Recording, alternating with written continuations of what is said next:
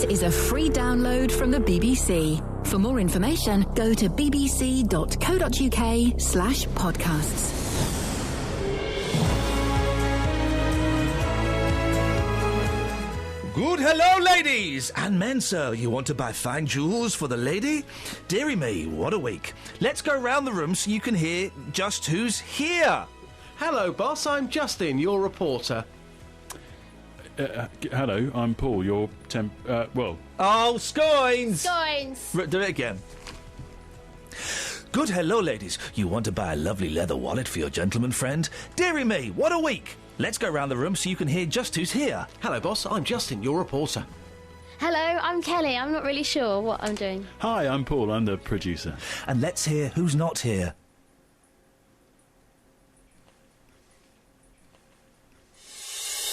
Across beds, hearts and bucks. This is BBC Three Counties Radio. This week was full of rows. We even argued over fruit. Or was it veg? It was fruit. Oh, was it? I thought it was veg. No, it's a fruit. Veg! It's a Monday show today, which is appropriate. What with it being... What day is it, Kels? Monday. Thank you. So we're kind of just easing ourselves into the week a little bit. Slowly, gently, not too fast. Slowly, slowly, catchy monkey. What does that mean? Just means creep up. On a monkey? Mm-hmm. Why would you do that? Who wants to catch a monkey? Well, like, we all want a monkey, yeah. But I don't want to catch one. But the thing is, when you get the monkey, you've got to think about what happens after then, because, you know, Michael Jackson found that, although it wasn't a monkey, it was an ape, but it went a bit feral. Listen, can we just stop this nonsense, right? Orangutans, spider monkeys, apes, gorillas, they're all monkeys. No, they've got no tail. No, I'm not buying that. That is complete bullshine. They are all... If it looks like a monkey, if it smells like a monkey, if it chucks its feces at you like a monkey, it's a monkey. All this... it's like the whole thing of tomatoes are fruit. No, it's not. It's a vegetable. We know it's a vegetable. Oh, no, it's a fruit. It's not. Oh, and what is a banana... Kelly, here's something for you, Kelly. What's a banana? It's yellow and you peel it and... Yeah, but what is it? Fruit. No, it's not. It's a herb. It's a herb. No, it's not a herb. It's a banana. No one sprinkles... Oh, can you get me some dried ground banana? Who decides that it's a herb? Yeah, exactly. Because it's cheeses. From a tree. Because it fits certain biological categories, Yes, OK? So I'm sorry it doesn't fit in with your taste-based... a banana is a fruit, right? You go up to anyone, is it, apart from some idiot, who'll go, oh, actually, it's a herb. And did you know tomato is a fruit? No, they're not. Tomatoes are vegetables, bananas are fruits, and all things that climb trees with their hands that look like monkeys are monkeys, and anyone who says otherwise doesn't even deserve... Yeah. They don't even deserve... Yeah, you are saying this out loud. I am saying this out loud, and I mean it. They don't deserve to be alive. Oh, there, I've said it. If you think a gorilla is not a monkey, then shame on you. Go and jump off a cliff. If you think a banana is a herb, then disappear up your own backside. And if you think a tomato is a fruit, then you're certainly not the kind of person I'd like to live next door to. Three Counties Radio. The Fonz is not a fruit! Hang on. Tomatoes are not a fruit. That's what we've established in the last 15 minutes of the show. So I thought... Yes, Kelly. That if it grew on trees, fruit grew from the ground, veg. No, it's about where the seeds are. Yeah, it's about where the seeds are. If it's in my fruit bowl, fruit. If it's in the fridge, veg. There you go, sorted. Thanks very much. If it's in a salad, veg. If it's in a fruit salad, it's fruit. Thank you. I'm right, aren't I, Dave? Oh, yeah? I don't know. Well, have a listen to this. What is a banana? Well, I thought it was a fruit. Well, it's not. It's a herb. Oh, is it? Yeah, but it's a fruit. Oh, yeah, well, that's what I said. Well, exactly, but you're wrong. Excuse me. It's a herb. Yeah. Okay, What is a tomato? It's a vegetable. No, it's a fruit. No, it's a vegetable. It's a fruit. No. It's a fruit. All right. But it's a vegetable. Oh, dipstick. What is a potato? That's a vegetable. No, it's not. Oh, here we go. It's a meat. A meat? Honestly, a potato is a meat. Oh, dear. Where are you getting all this it's a vegetable. Where are you getting all this garbage from? Okay. Here's something for you. This is true, right? And this will blow your mind. No. What is a chicken drumstick?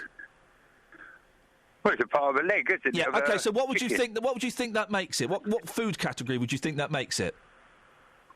Well, what do you mean? It's meat. Wrong. It's a fruit. A chicken drumstick is classified as a fruit. Am I on Three Counties Radio? It's classed as a fruit. Who goes is around it? making these classifications? Well, that's what you say, OK. Well, that's what I say, yeah. Yeah, I know more than you, Dave Luton, as we've proved many times. No, you had to apologise to me twice, haven't you? What for? Yes. On the past. No, mate, you made that up. Yeah, remote control, where you got record button, remember? Didn't have to apologise for that. I was just doing that to keep you. You rung me back up and apologised. I'm not talking. The second apology, Dave. Pardon? The second apology, Dave. I can't remember what it was now. Yeah, because it didn't happen. It did. No, mate. Oh, you're supposed to. No, you're supposed to have done me apologies, but you said no. I'm not giving Dave apology. Well, what was it for? I've got no idea now. Well, exactly, because you had a dream one night. I had a dream I was in a French post office last night. Yeah. It's true, I did. Oh, wasn't it where that guy, that Mark... They weren't queuing. It was driving me nuts. Wasn't it that man, Mark, on for Traders? What? Didn't he ring you or something What? on your private phone? Who? Mark, I forget his name. Watts, yeah, is it? Oh, Mark Watts. Yeah, and you said, I suppose he told me I've got to apologise to you, but you said I'm not. Well, I'm not going to... Listen, I'm not going to apologise because Mark Watts from Rogue Traders, a made-up person, tells me to apologise to you. Oh, all right, then. Well, this happened on the... Paul, I'm going to interrupt you, if you don't mind. Away you go. This happened on the podcast, and... I just have to explain. Sorry. We play music... Paul Scoggins, producer, when he speaks, just feel the... will to live being sucked out of everything. So this, suddenly, it's a bit jollier. Scoggins, away you go. The show took a very bad turn this week. It all started with that. It all started with an. It all started with an incident during the paper review on Tuesday. Yeah. What you got in the papers? Oh, this thing about Philip Seymour Hoffman.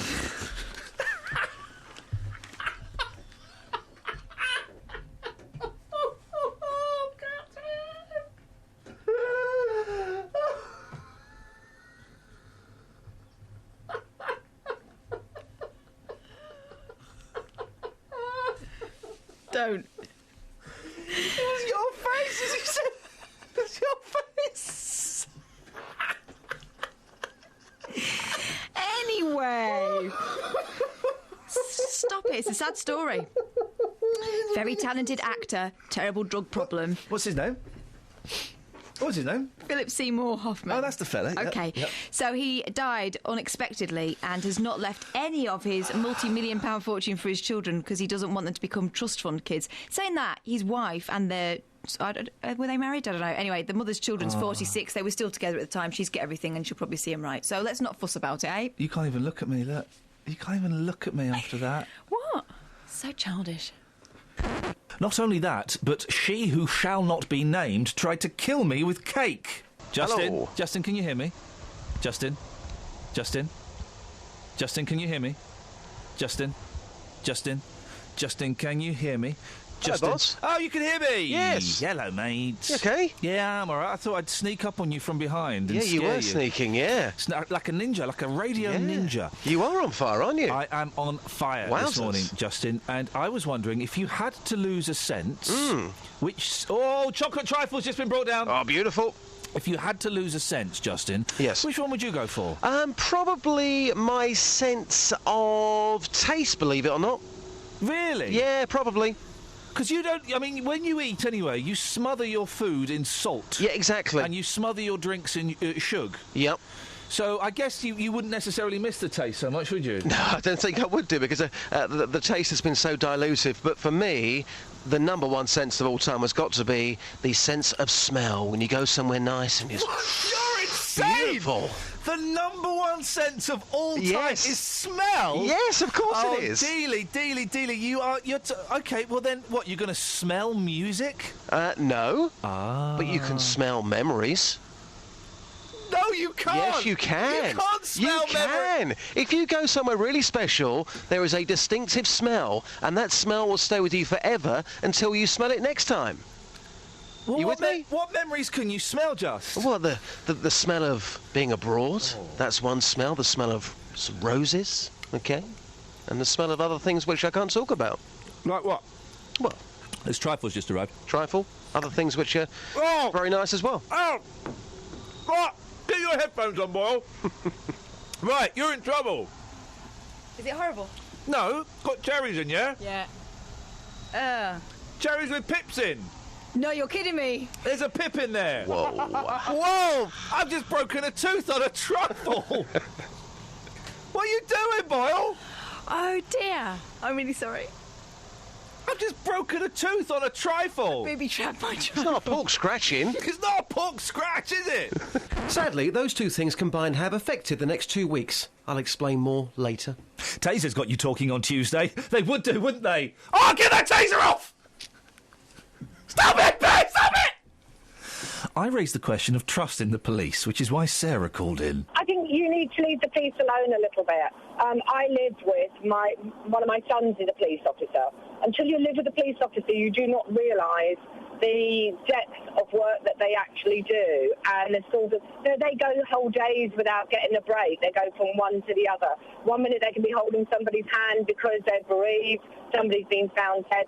The next minute they can be looking for a missing child, and it's a whole range. But I think I would like you to look at all occupations. You know, we've had doctors who've been struck off because they've lied. Yeah, and they're bad as well. Sarah, I don't need to live with a police officer to have the right to question their integrity. Of course I don't. Sorry? I don't have to live. I don't have to live with a police officer to earn the right to question their integrity.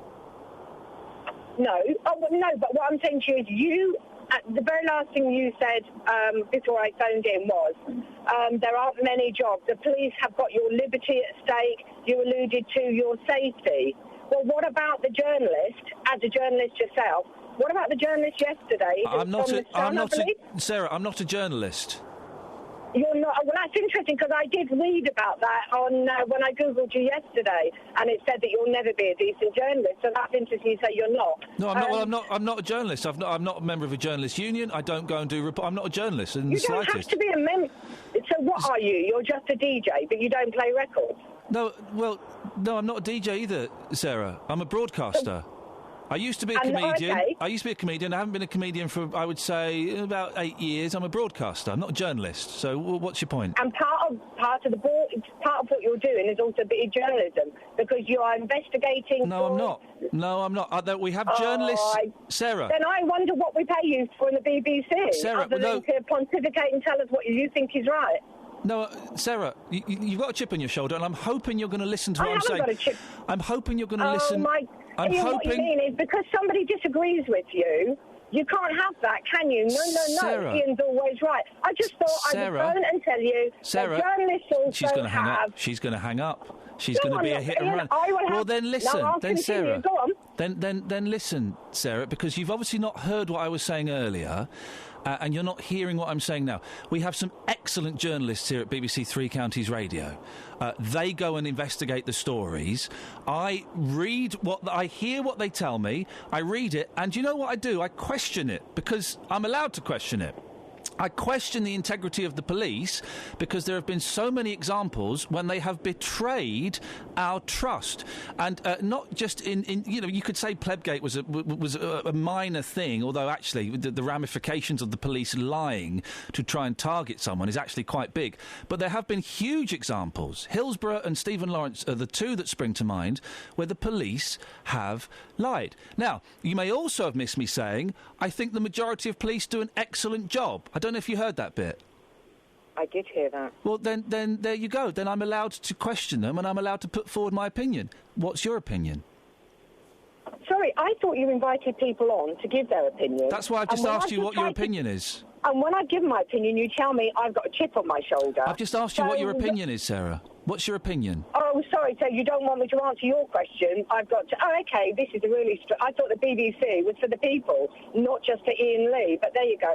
So what's my opinion? My opinion is... Oh, dear. Yes, they do some major What I'm saying is every occupation has people who will lie. They will cover We're talking up. specifically about the police. We're not talking about journalists. We're not talking about doctors. We're talking specifically about the police. So what's your opinion? My opinion is that you can't look at them in isolation. Well, you have to. They're the police, Sarah. They are the No, you police. can't. Why do you But have to that's compare them? Because that is how you can make a good judgment. If you've ever studied... I don't need to compare Hillsborough to a doctor or to a journalist to know that that was really, really bad. You don't have to compare them all the time. But that's how you give good evidence. I'm trying to evidence what I'm saying by comparing and contrasting it to other occupations. And that is what... that's called evidence-based talking, but you don't want me to give the evidence for why I don't think the police are in isolation. Where's the evidence about whether we trust the police or not? What's that got to do with journalists or doctors? I don't see the connection. I'm saying I trust them as much as I trust a lot of occupations. Okay, so that's opinion. As much as I trust when I go to my house. It is It's my opinion, not thank evidence. you. It's opinion, not evidence, yeah. And I'm evidencing it against other occupations, such as You're opinionising yesterday it. a journalist. It is my opinion, but that's what you asked me to phone in and give you. Sarah, now you're saying it can't be. Sarah, calm down, calm down. We can't... Ian, I listen to you every morning, and I am so tempted to go to 5 Live. So, do you know what? Sarah... shall we all do that? Well, I can't do that because I'm working here, but I would really like you to... before Christmas. Before Christmas, you told us to go to Hart. Sarah, go where you want, love. Sarah, go where you want. I honestly don't mind. Go if you want to go to 5 Live. Nikki Campbell does an excellent job. She gone? She's gone. Dearie me. Nikki Campbell does an excellent job. All's fair in love and war. It's not a phrase that normally shocks me. Until Simon said it. Hello there, Ian. Hello there, Simon. Ian, is it? It is. Is that Simon? Yeah, it is. Simple Simon from Stockfold. Lovely. Everything is okay in love and war. What does that mean? Whatever happens, we have the enemy. Shoot them down. Be it a plane, be it what it is, it's the enemy. Who? It's the enemy. Who's the enemy? You are. In what respect? In respect, everything is fair in love and war. I'm assuming you're talking about the Malaysian airliner. I certainly am. Carrying 298 yes. civilians, 80 of them children. Yes. None of them, as far as I'm aware, Ukrainian or Russian. No, that's okay. Was shot down by Russian separatists. In Russian airspace. Ukrainian airspace. Okay, then, whatever. Everything goes... Think of the last 2 wars. Well, there are rules to war, aren't there, Simon? There are rules. Not at the moment, there ain't. Well, but you're referring to the last 2 wars. There was, of course, the Geneva Convention, which laid out that means rules. Nothing. That means nothing. Well, then why did you mention the last war? Well, because an enemy is an enemy, be he any kind. Now, and England is involved in this. How is a Dutch child an enemy of the Russian separatists? They're part they're part of our world. They are not on the side of the people. Do you know what? With the rifles That argument might have some. Well, it wouldn't have much credence, but it would have more credence if it wasn't an accident that this aeroplane was shot down. They didn't shoot it down deliberately. They shot it down. It was it was deliberate. No, it was all routes. All signs seem to be indicating it was incompetence and an inability to use highly technical equipment. Absolutely. Incompetence. That means it was not deliberate. Well, I think when we do find out why that was brought down, then we will get the truth. Do you think we'll ever get the truth on this? Yes. Really? Yes. And you think it's okay that some Russian separatists funded, or at least tooled up from Vladimir Putin... Correct. With equipment that they didn't really know how to use... Correct. You think it's okay that they shot down an aeroplane carrying 298 civilians, 80 of them children? On my first words, I said all is fair in love and war. But even murdering kids? Yes, even that. Did the Germans murder? They didn't. Well, again, the Geneva Convention kind of. You can argue what happened in the death camps. I'm not saying that makes that right, but it doesn't make it right. You're saying Germany it makes it right. doing what they did. So we know the facts now. Okay. That they did it. We know the facts. Yeah. Why has German atrocities... What have German atrocities got to do... It's, as I told you in the start, it's all is fair in love and war. Supposing, like, your wife or your son had been on that aeroplane, would you still be saying that, do you think? Yes, I would. You'd be philosophically going, well, all's fair in love and war. Yes, that's it. Yeah? That's it. And do you think ask any German, ask any Nazi. Again, Simon, the Nazis, that was about 70 years ago. Yes. I suggest you leave the Second World War. Get rid of that resentment. Okay, they was flying over Russian airspace, and they were people who shouldn't have been there. They should have been flying around the war space. What are they doing flying? They were flying at 33,000 feet. Yes. Which would again show these people, if they'd been able to use the equipment properly, that this was a civilian plane. This was a passenger jet. Right, whose back are you putting it on then? Whose back am I putting it on? Yeah, who is at fault then? Well, the people that shot the plane down, the Russian separatists, they shouldn't have done it. They're at war. But not with Malaysia and not with the Dutch. Okay, you say what you like. I'm telling you. Simon, final question before you go. Simon, the final question was going to be: did those passengers on that plane deserve to be shot down? That was the final question, and we'll never know the answer to that. But I'm really curious to know what he would have thought. I'm just going to be silent for a few seconds and let you digest what you just heard in that phone call. Okay, you comfortable? Right, we'll carry on. Let's go to Peter in Wolverton. Morning, Peter. Good morning, Ian. Peace be with you, brother. Thank you. I'm taken aback. I think we all are a little bit. Yes, indeed. It's an unusual opinion. Very, very much so.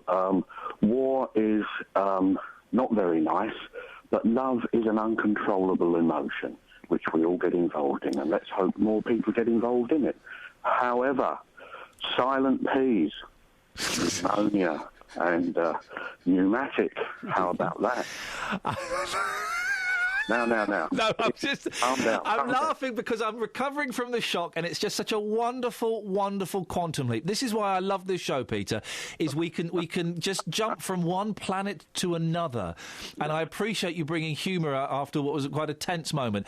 The silent P in pneumonia and pneumatic. You've got to love a silent P. You certainly have, yes, absolutely. And the older I get, the harder it is to have a silent P. The sun is puntastic today. It's Britain's puntastic sun. So get this, Kells. George Harrison, according to the NME, the bass player. The bass player from the Beatles. Yeah. According to the NME. Yeah. The New Musical Express.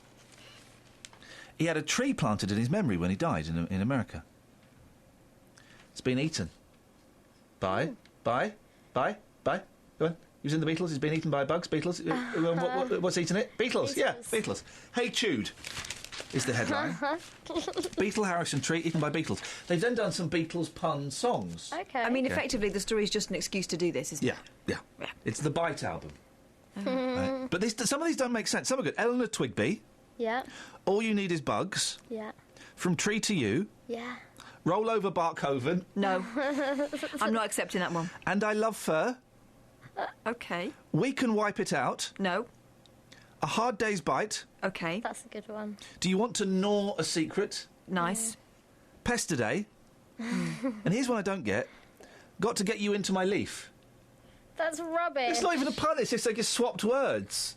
I'm going to do a better one off the top of my head. I'm going to do a brilliant one. Oh, I've got one. Sergeant Pepper's Lonely Farts Club Band. What's that got to do with Beatles eating things? It's got to be connected to this, is it? Yeah. OK, sorry, I didn't pick up on that. I'm so sorry, I didn't pick up on that. Kelly's got one. Tree said. Hey, that's a good one. Yeah. That's a good one. Good Day Bumshine.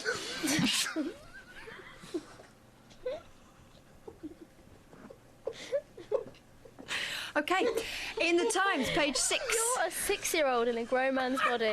I mean, 6 is mature. Comparatively. I was on the phone to my friend, right, yesterday.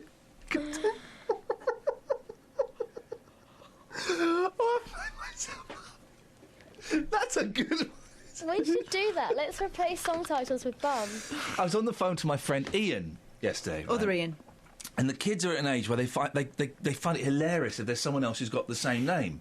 Like my eldest, if there's someone with the same name as him, it just blows his mind. So I was on the phone, and they came downstairs. It was bedtime, but they came downstairs completely naked because they wanted some milk. And I said, boys, I'm on the... Well, not to be naked for milk. That's what we do in the house. And I said, boys, I can't talk. I'm on the phone. You'll never guess who I'm on the phone to. They said, who? I said, I'm on the phone to someone called Ian. They thought that's hilarious, right? And then they started going, Ian! Ian! And then they got bored of that and they started going, Weird!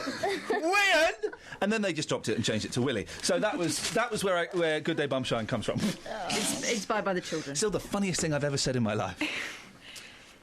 Catherine. British women prefer Italians, apparently. Oh, dearie me. Lots of Italians in Bedford, if you're looking. Yellow bum marine.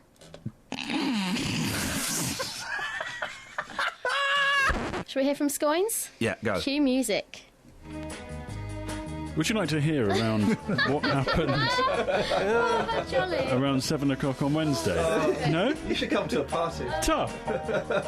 Say more, just say more. I love it. Just do it. Okay. Riff. Make it up. And after put it down. Riff. Well, okay, riff.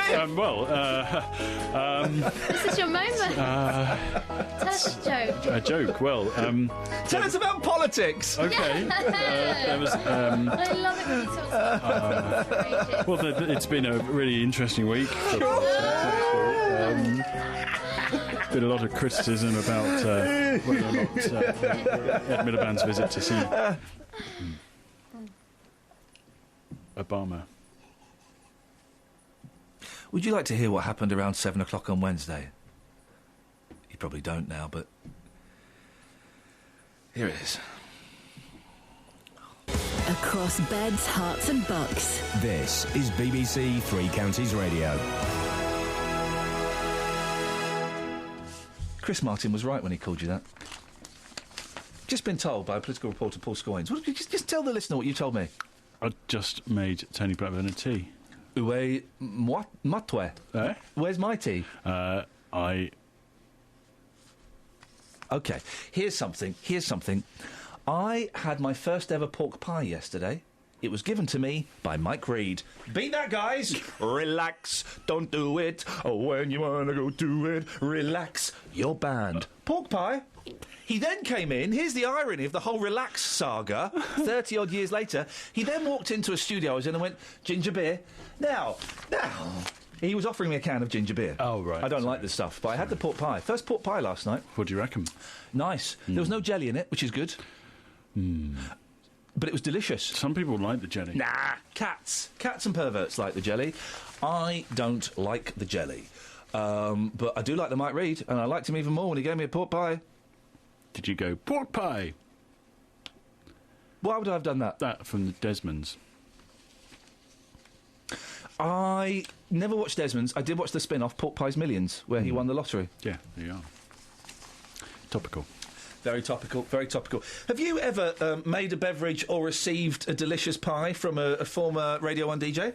No, but I've had a pint with Noddy Holder. No, that doesn't count. Doesn't count. She did, the question was very, very specific, quite man. Specific, yeah. Very, very specific question. He's been in Radio 1, though. He's been on Radio 1 and Radio 2. No, mate. It was a very... And he's a DJ now, It's a very specific question. Have you made beverage or had pie with former Radio 1 DJ, not member of Slade? I have, actually. I probably had a beverage from DLT. And after Paul Scoins' 80-minute two-way, this happened! While you're here, it's very hot at the moment, and I don't just mean the chemistry between us. Yeah. The weather. How are you sleeping at night? In fits. You're fitting in your sleep? No, I'm probably not, no. Fitfully? Is that right? Frightfully fit? I would say so. Thanks. Well, the Mail has got some tips on how to sleep in the heat. Oh, yeah. Can't sleep in the heat, put your sheets in the fridge. Now, that sounds awesome. That's an old trick, yeah. I've heard put your sheets in the freezer before bedtime. Now, that actually sounds brilliant. Who's got the space for sheets in their freezer? Well, the sheet folds up. Yeah, but, I mean, if it's anything like my freezer... Yeah, Our freezer's empty. We've just got some frozen pastry in there. Well, you could maybe roll that out and put that underneath you. Here's the best tip. Use a fan. A fan can help reduce your body temperature surprisingly quickly. Professor Jim Horn... I know Jim. ...says direct the fan towards your face because your cheeks have the ability to release a lot of heat from your body. Wow, really? However, don't place the fan too near, otherwise you could get neuralgia, a nerve pain in your face. Do you, when you're hot, do that trick of running your wrists under the water, under cold water? No, I don't do that trick. Okay, that's a good old trick. Straight to the veins. 2 other tips. Use the spare room. What? Use the spare room. Why is that any colder? I don't know. Or try, now I like the sound of this, a chillo. Any ideas what a chillo is? No. Well, it's a chilled pillow. They've compacted the 2 words to make one, chillo. Does that also involve putting stuff in the fridge? Yes, but Dr. Stanley, who tested one, says, I found it a bit too cold. So it may not be for everyone's... you can alter the temperature on your fridge as well, if it's... You certainly can. Paul, great bants. Thanks very much. Thanks, Ian. Yeah. Do you want a shake or high five? How are we feeling today? I'll high five you. Remember when that lady who used to work here, who we can't name for legal reasons, said this? Philip Seymour Hoffman. Well, it got worse. I've got to say,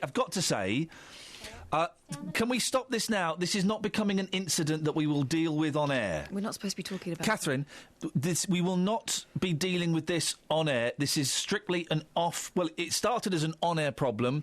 It will be dealt with off-air through the official channels. I'm glad we're not talking about it. Leslie has texted in, Lady Boss is welcome to call me regarding the Philip Seymour Hoffman mistake. Any attempt to punish Catherine is ridiculous. She spelt her name wrong. She uses a K, not a C. No, but she spelled Seymour right, and that's the important thing.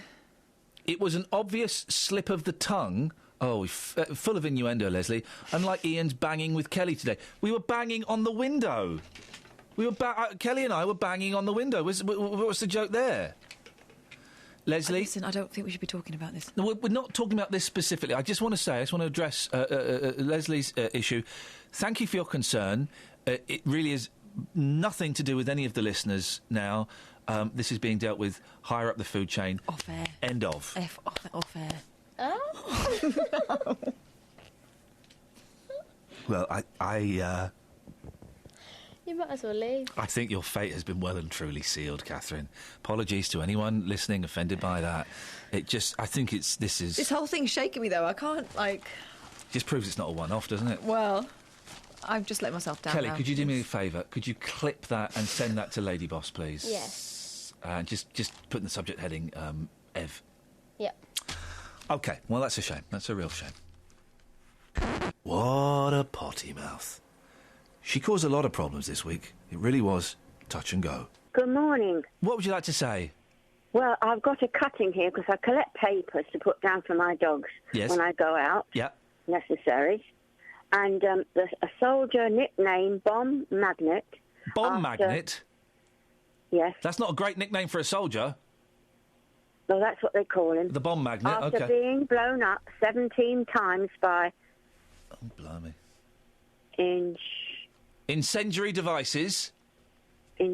Incendiary attacks. Yep. Yesterday, received a medal for gallantry from the Prince of Wales, Buckingham Palace. Well, isn't that something to celebrate? This happened on the paper the 12th of July. Fantastic. I'm wondering if we can't send him a parcel from our country. I think that would be wonderful. Send him a parcel?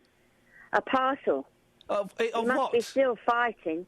He thought he'd lost his leg at Red. Well, he's got a medal and he's been awarded by the Queen. That's reward enough, isn't it? Well, don't you think it would be lovely to send him a parcel? What would you put in a parcel to a soldier that you never met, whose nickname is Bomb Magnet? Chocolate, sweets. Not a clock. I can tell you what they like. My friend's a soldier. Oh, yeah, go on. What are the chocolates and sweets? Chocolates, sweets. Definitely not a ticking clock. You could put in, you know those little... A razor for to shave, I thought, and stuff to put on his Smellies. face. They do like smellies, Yeah. because obviously it's difficult out there. Yeah. Yeah. And it's nice to pamper yourself. Flannel, soap. Flannels. Magazines, but they're heavy, so be careful. Nuts. You can send them BFPO for free. Nuts. You've got to send light things. Yeah. make sure- Toothbrushes. Put it in a shoebox. Yeah. Yes. Do you know what else they like? Booze, but don't put too much in because the fun police take them out. No, don't want to give them booze. Yeah, you can give them like little gin You and can't tonics give soldiers and things. booze. You can, they love it. Can't give Do soldiers you think booze. we could arrange it? Well, Maria, listen, that can be a little, if you want to, that's a little project that you could certainly get involved with all by yourself, maybe members of your local community. I think you can just randomly send parcels. I think you can send parcels. They Maria, that would appreciate be a lovely thing to do. Good for you. But where can we send it to? Afghanistan, They're at are we war still out there? No, you send it BFPO. Go and ask at the post office. They'll have an address for you. Will they? Yeah. Oh, right. Yeah, just pick a place and they'll give you the BFPO address. You can write it on the front of your box. BFPO. BSEO. BFPO. CO. No, P. P for Paul.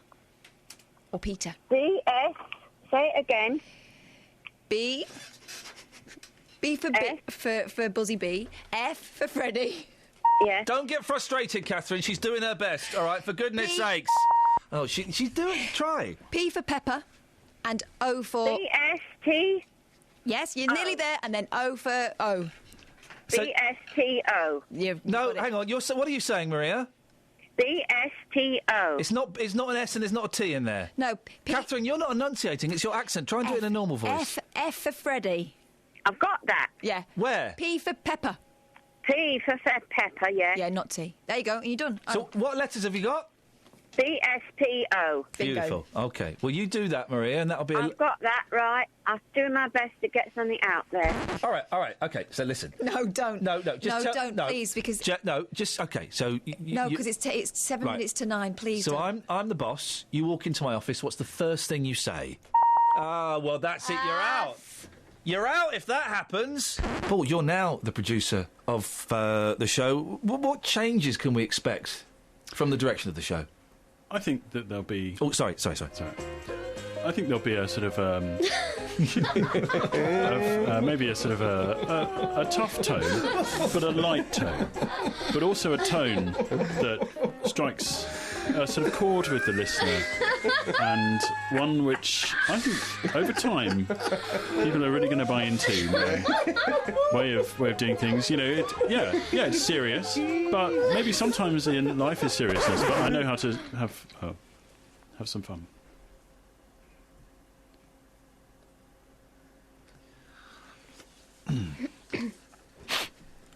Oh, dear. So it turns out there is a way to silence me. Normally when councillors come on, I'm sat there and I'm ready for a right little Barney. And that was the case when this next lady came on. Except, well, she came on air, admitted fault and said she'd try and do something about it. Wind, removed, sails, ship, drift, sea, speech, less. Basically, she beat me by, just coming on and saying stuff. Councillors, have a listen to this. This is a masterclass in how to shut me up. Well, we can speak to Ruth Figel-Headley, Cabinet Member for Transportation at Bucks County Council. Ruth, any chance you could go out there and see what's happening? Oh, yes, good morning to you. Absolutely. More than happy to go up, more than happy to stand there and have a look.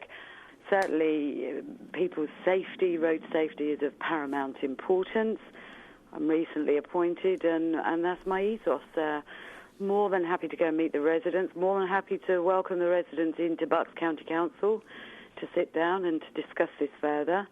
What more can I offer to do? I'm just very, very saddened to hear their views and the way that they feel let down by us, because that's certainly not something I would do. I like you, Ruth. Oh, thank you. Well, no, you've come on. You've not flim-flammed. You've come on and said, "Oh yeah, some people are upset. Okay, how can we sort this out?" I think that has to be respected. You should be Dennis, yeah. You should be Dennis, yeah. You should be Dennis, yeah. What you doing in your bed? What you doing in your bed? I'm not in my bed. You should be Dennis, yes. You should be Dennis, yes.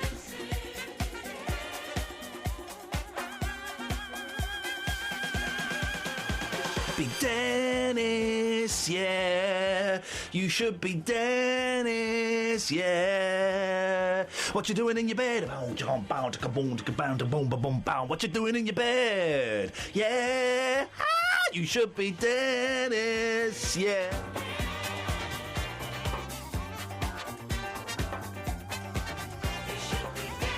Morning, Dennis. Good morning, and how are you? Do you know what? I'm tippity top of the world because I have had strong coffee. Strong coffee, have you? Oh, good. Oh, that'll wake you up. Strong coffee, Dennis. I'll tell you what, I don't like the music you use. There's some right drivel on there. Yeah, oh well. You sound as though they're making it up badly. What, the Bee Gees? Whoever you were singing earlier on when I... XTC? When I first... Britain's Swindon's finest. No, you wanted something with power behind it. Yeah. I suggested Barbara Streisand on Don't Rain on My Parade. Oh, for goodness sakes, She Dennis. was a woman that could blast out a song. Yeah, I know she could. And she could sing well. She'd got a great voice. No, some of these things you put on there, they sound like schoolboys making up as they go along. Listen. And badly. Listen, Dennis, XTC, Swindon's finest, and Paul Scoynes, producer of the show, has given it the thumbs up, and that's good enough for me. Oh, poor Paul. He must be going deaf. Pardon? I said he must be going deaf to listen to that rubbish. Huh? Goodbye. Good morning. And good morning to the rest of Bedfordshire. Put the phone down now, please. Bye-bye. Wow, he has someone to put the phone down for him. Here's Jenny in Milton Keynes talking about sausages, a.k.a. sausages. Why did you say sausages? I like it. We often use that word down the pub. Do you like my sausage? But what are you talking about? Sausages. Not? No. Sausages, a.k.a. sausages.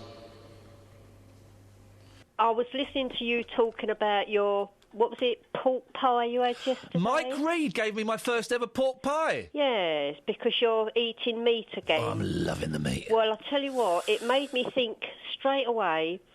It's few years ago now, I ate the most fantastic sausage roll made of ostrich meat. What? Listen to me, Ian. Oh, baby, I'm listening. It was absolutely fantastic. Yeah. It was, it was so good that I've never been able to eat an ordinary sausage roll since because it just can't compare. I'm salivating. I'll tell you what, you would be. Yeah. It was like beef. Have you had beef yet? I've had beef, yeah. It was like the best. I have beef every morning. The best, leanest, loveliest, beefiest beef ever. The beefiest beef ever? Yes. Oh, it was man. absolutely fantastic. Jenny, now I will eat anything. Oh. Would you? No. Horse. Would you eat horse? Well, I probably have. Yeah, I but mean, if you're in a restaurant and horse is on the menu, would you eat horse? Well, if I knew that anything that tastes nice, yeah, why not? Dog. If it tasted nice. Right, so hang on, you'd eat anything then, cat? Yeah, if it tasted nice. Rabbit? Yes. Well, I used to eat rabbit anyway. Snake? Yeah, probably. What about if it tasted nice? Yeah, probably. You're not so convinced by the snake. No, I'm a bit funny. Well, it wouldn't be it would be a dead snake. Could I convince you to eat some snake? If a little tiny bit. You want a little bit of snake? A little tiny bit, just a taste. Little taste of snake. But then if I liked it, I would eat it again. Yeah. I don't think I'd eat a snail, though, Ian. Oh, I've had snails. Oh, you haven't, have me you? and my boy, when we went to France, he was 4-year-old, was well excited, and he was getting them all out, and he had more than me. Oh. They do taste like bogies. They have that texture. Do you know what I mean? That's that kind of texture. Oh. And all you can taste really is garlic because they're smothered in garlic, but they're nice. Oh no, I wouldn't eat that then. I don't like the idea of it feeling like a bogey. J-Dog, you are out in the streets asking about the Comwell Gam. Yes. The CWG, the Quag. Yes, Wagwan. What response did you get, man? Well, they said they don't care. Don't care at all. No. You could just say, have a listen to this. Okay, listen to this. But with enthusiasm. Listen to this, guys. It's amazing. It's going to rock your world. Not sexual enthusiasm? OK. Listen to this, guys. I think you might enjoy it. Perhaps less enthusiasm? OK, yeah, listen to this. Here's what people had to say. Imagine you're talking about a house that's burnt down and we've lost a dog. OK, the house that's burnt down, boys. OK. I was out on the streets this week, and this is what people said about the Commonwealth Games. No, I avoided it last night. I don't think it has the same hype as the Olympics. It's really just comes and goes to me. I don't really pay attention to it. OK. Deacon Blue. Scotland gave the world Deacon Blue. What else did they give to this planet? Oh, you can't ask me that. What else did they give to this planet? The show ends at 9. Loch Ness Monster. OK, thank you. That's all I got, right? Morning, boss. Do you care about the Commonwealth Games? I'm not making any comments. Just a yes or no? I'm not making any comments. Oh. It's only one question, though, sir. I'm sorry. It clearly offends you. Thanks very much. Thank you. Hey, Kevin, how are you today, sir? I'm fine. Fantastic. I'm from Iain Lee's Breakfast Show. The Commonwealth Games. Do you care? Not particularly. I'm working. I'm working each night, so I won't see none of it. What if you weren't working? Not really. Olympics maybe, but not the Commonwealth. What's the difference? Why are you into the Olympics but not the Commonwealth Games? I don't know. It's Olympics I've always watched. Commonwealth I never have. And just lastly, Iron Brew. Scotland gave Iron Brew to the world. What else did Scotland give to this planet? Haggis. Good shout, I'll take that. Thanks very much. All right. The Commonwealth game? Yeah, nice. I saw the opening, very nice. Did you think Rod Stewart looked particularly good last night? Yeah, very nice. Good singer. What about John Barrowman and those lovely teeth? Yeah, lovely. No. Tell us why you don't care, come on. I don't think about it. Never thought about it. Thanks, J-Dog, for your Commonwealth Game Award. Quagga! Paul Scoggins is my new producer. I'd like you to take this moment to say something meaningful. I... Oh, nuts. Hang on.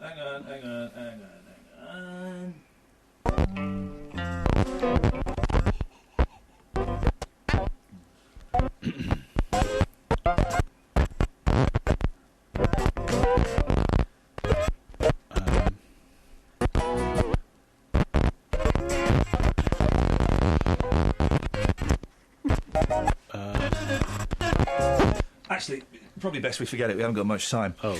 Now, Scoggins, I set you a challenge this week. Luckily, it was all live on air, so everyone got to hear your success. Or was it failure? It was failure. I've been doing some stuff at another BBC radio station, and I spoke to an MP the other day who I think is insane. Wow. Yeah, he said... No, honestly, you listen to this and you'll hear. OK. Bonkers.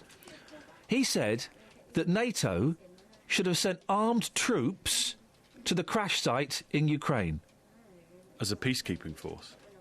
Well, yeah. But that's But Russian separatists, I suspect, wouldn't recognise NATO as a peacekeeping force. You send armed soldiers into Ukraine, suddenly we're in a war with Russia. Yeah. That is nuts, isn't it? Yeah. Well, you could argue that perhaps you've got to, fight that kind of violence with something more stronger than just sanctions. Yeah. Let's make it nuclear, shall we? No, you can't go to war with Russia. It has to be a financial imposition that we put on the Russians, and I would be prepared to suffer in my pocket to teach them a lesson. Well, so your gas prices are just going to rocket. OK. You're happy with that? Well, sometimes... OK, I'm in a fortunate enough position I could probably afford it. But sometimes you kind of have to, if you impose sanctions, then we will suffer as well. But I think that we have to do that, don't we? You have to... What's the phrase I'm trying to say, Paul? Sometimes you've got to take the hard... It's a hard pill to swallow, and sometimes you've got to do that in order to progress. I would swallow a hard pill to teach Putin... I won't say Putin. A lesson. It sounds vulgar. Putin. I'm going to try the MP for North East Bedfordshire, Alistair Burt, who's a former... Try. May I suggest... Go on. We aim higher. What, really? Yep. Hague. Higher. Kofi Annan. Is he related to Kofi Annan? Or are you offering him an Indian bread? Kofi Annan? No, higher. Who?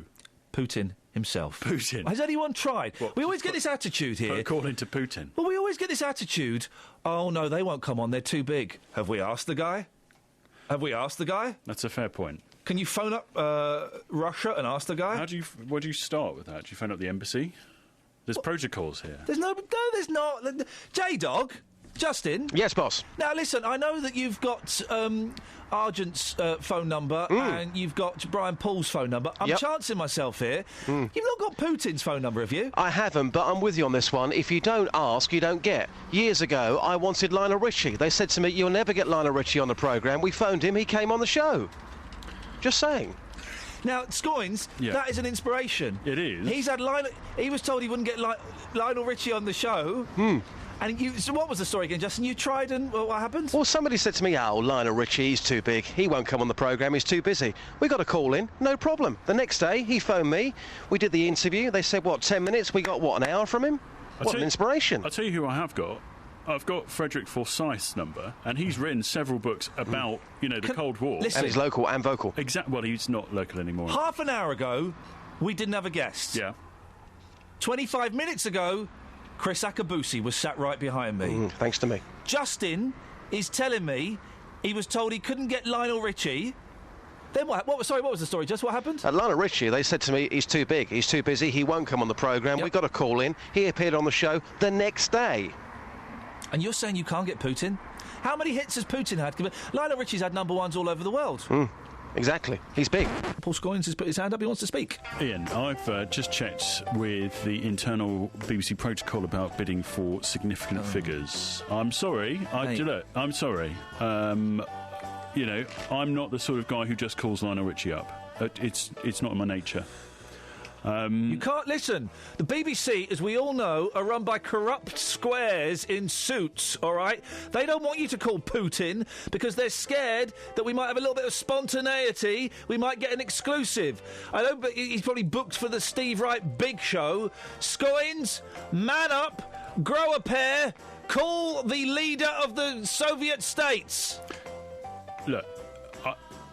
It's quite explicit. It says if you are bidding for a significant figure such as a president or president of the United States or president of Russia, it says it here, not on the main page, but in another page that I've been looking at.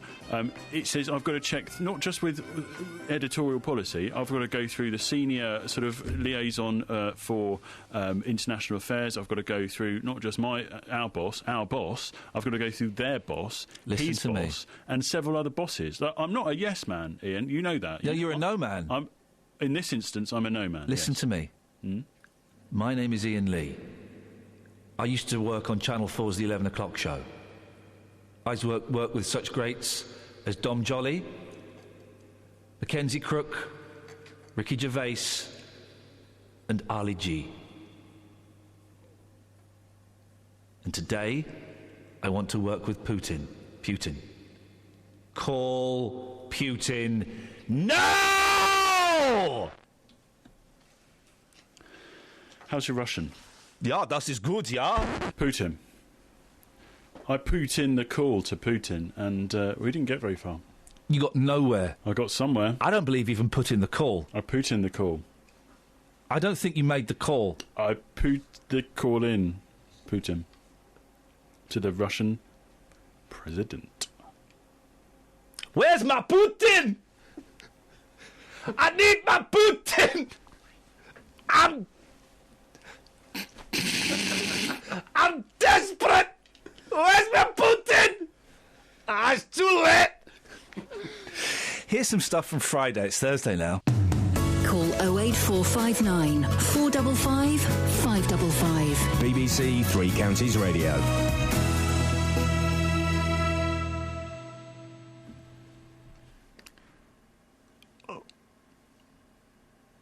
I don't need them You on. played chicken. I don't need them on. We just played chicken and Scoins lost. I didn't. I won. Who wants to play chicken? Kels, you want to play chicken with us? Yes, please. All right, ready, steady, go.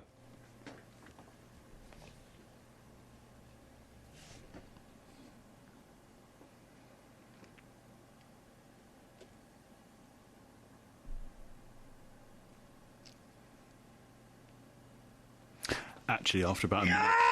After about a minute, the transmitters kick in. Yeah, I know, the emergency tape kicks in. It wouldn't, because there is some form of sound happening. Scoins were swallowing quite a lot. No, that's not that loud.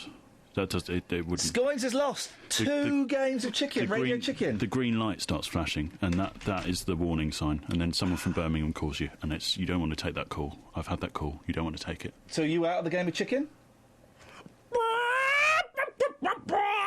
Birmingham call. We'll just explain that we were playing Radio Chicken. That is not an explanation that holds water. What people are missing is that Ian's doing the arms. Yeah, the arms help that particular impression.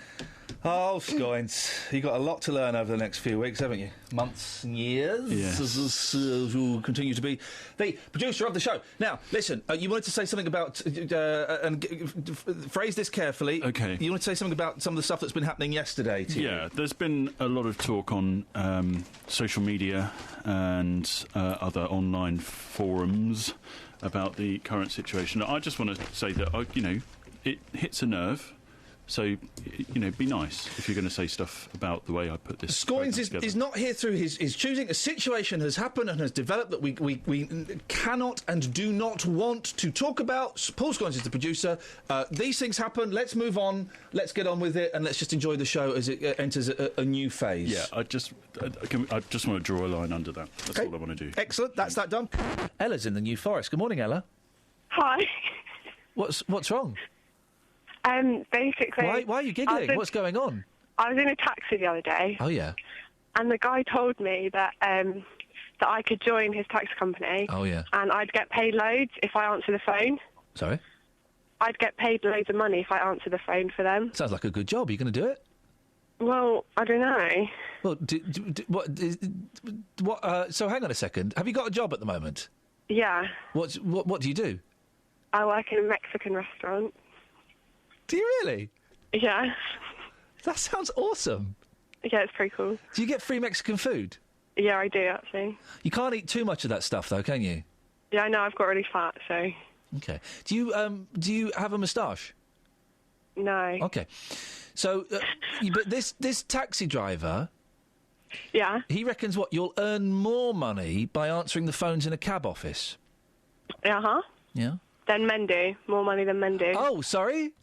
Yeah. Why? Because we're better. But what, answering phones in the taxi office? No, women are better. Women are better at answering phones in the taxi office? Yeah. All right, let's try it. OK, I'm phoning you up. Okay. Hi. Hello, is that the taxi company?